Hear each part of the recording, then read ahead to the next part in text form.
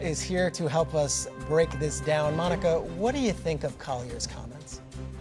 Oh, man. Good morning, gentlemen. Good morning, I think it's important to note who Napheesa Collier is, right? We're talking about a runner-up to the MVP multiple times in her career. We're talking about one of the more measured players in the league, is not someone who flies off the handle emotionally. When she sat down, that was a written statement.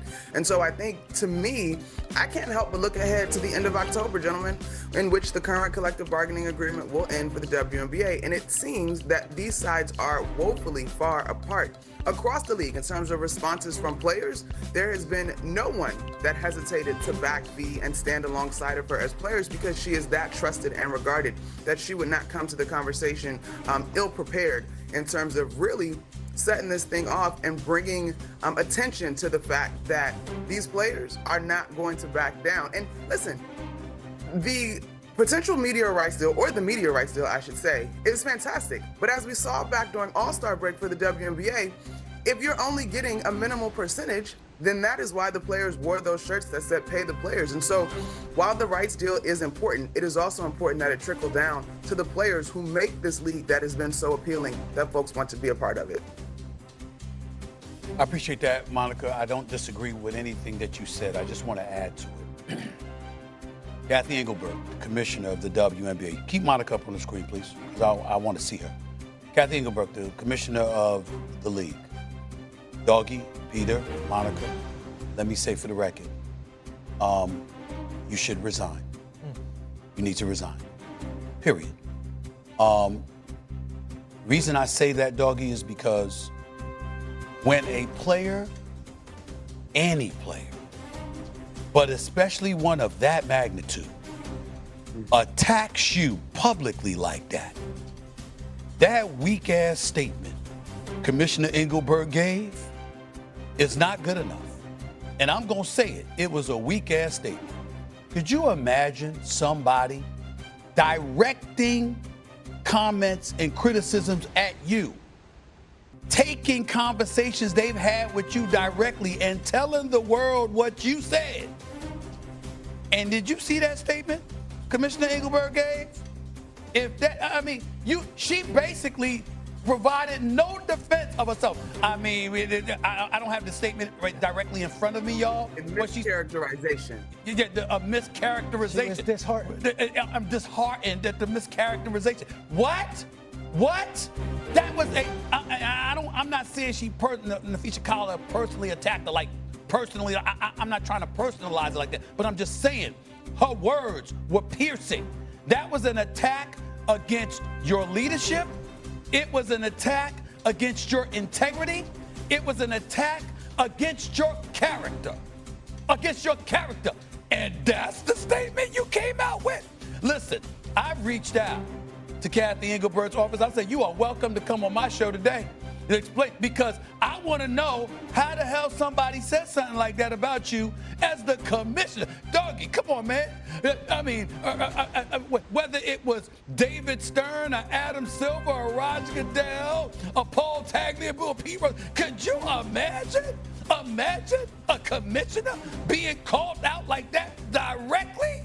And that timid, tepid statement, she looks guilty as hell. And then I'm looking at it and I'm saying, did you really say that? Did you really say that Caitlin Clark should thank her Heavenly Stars, that she wouldn't be worth anything if she wasn't playing in the WNBA? Did you really say? See, all of these things that Napheesa Collier brought up, I'm sitting back going like this. Girl, you got my ears perked. I'm listening, because she got very, very specific. And for her to come, the commissioner to come back with that, you can't have her at the negotiating table talking to players. Basically, Napheesa Collier said she's in the way of our growth and our development as a league, not just on the player side, but on the league side. She's not good for basketball.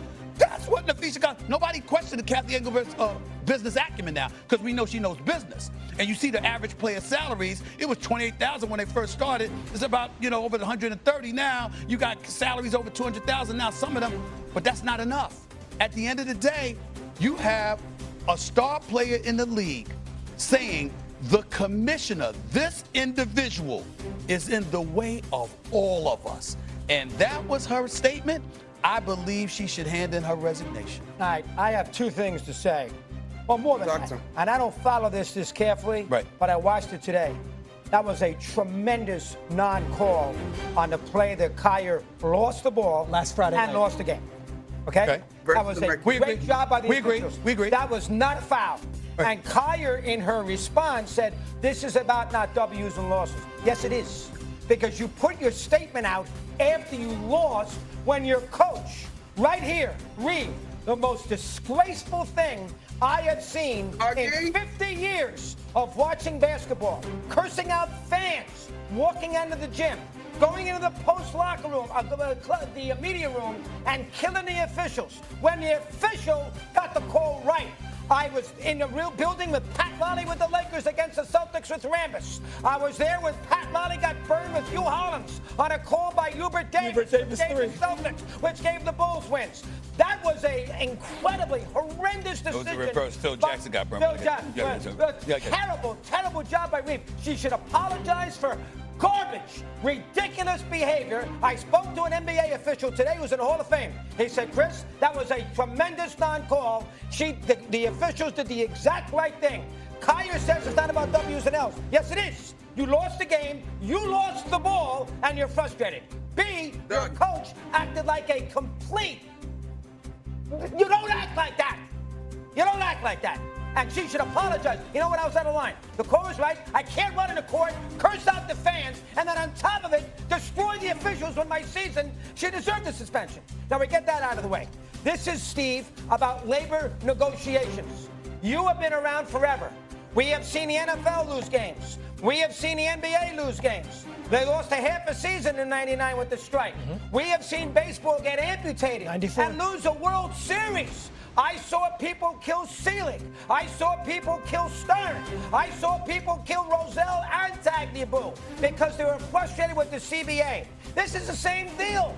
They're annoyed that the CBA is not yet solved, and as a result, they're frustrated. She's mad by a call, and she's going crazy. This will get settled when they negotiate a deal in October. I'll add to that, but I know Monica wants to say something. We got on remote. Go ahead, Monica. You speak first, and then I'll follow. Okay, the only thing I got to check you on, Doggy, because you're right. CBAs can be contentious, and commissioners have an agenda, and players have an agenda. And if this does head toward a lockout in the WNBA, then so be it. But I do have to check you, because she started that statement and said, congratulations to the Phoenix Mercury. I completely disagree that this statement was in any way connected to the fact that they lost. In fact, should the Lynx have made it to the finals, should the Lynx have possibly been the finals champion ultimately, I still think that based on what is happening currently and who Napheesa Collier is, working closely with Nneka Ogwumike, Brianna Stewart, the entire WNBA Players Union, this statement was still probably going to come at some point. Particularly, women around the league, to your point, Stephen A., have really harped on hoping that the statements about being grateful and thanking Cathy Engelbert are not true. Now, I have no reason to believe that Napheesa Collier would bring those statements to the table if they were not true. But I do want to be very clear. If we had woke up and did your program immediately after the Lynx lost to the Mercury, then I would have been here for the debate over the call. But I assure you that this is not related to that because of who Napheesa Collier is to this league currently and the future of the league moving forward. How about the coach? How about getting on her? That was despicable what she did. Doggy, listen, Cheryl Reeve is a Hall of Famer. I don't care if she's a Hall of Famer. She acted terribly. You can't act like that. Doggy, you gonna let me talk? You gonna let me talk? Go ahead. I agree. She acted terribly. She was suspended.